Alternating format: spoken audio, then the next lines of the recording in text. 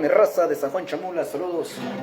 Le mando un saludo a Man Pérez de Yalpsolón, que se encuentra en Norte Carolina. Saludos, viejo, puro para adelante, ánimo.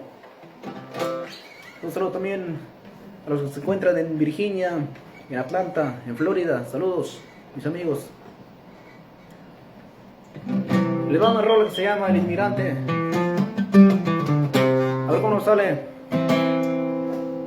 Más o menos dice así.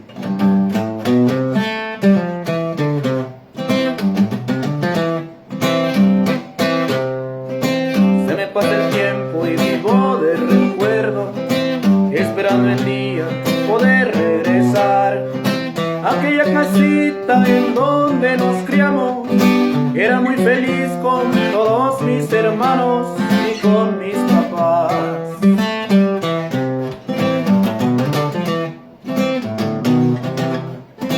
Vas viviendo el día sacando la cuenta, la mitad del mes es para pagar la renta. Creen que estoy viviendo el sueño americano, eso es lo que piensan todos mis paisanos. No es fácil acá.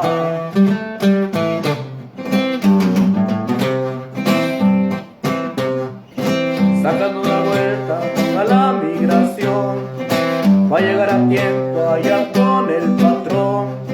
Aunque yo esté libre, me siento encerrado. No me queda de otra de seguir aferrado en esta nación.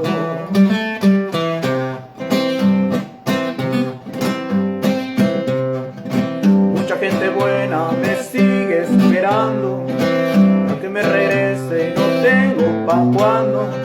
No quiero llegar con las manos vacías, yo les prometí que me superaría y eso voy a hacer.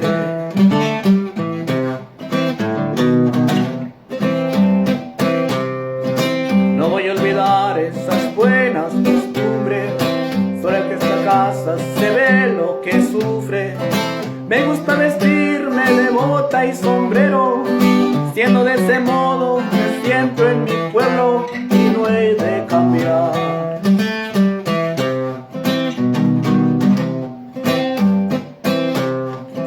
Como quiere suerte ya estamos centrados, paso a paso.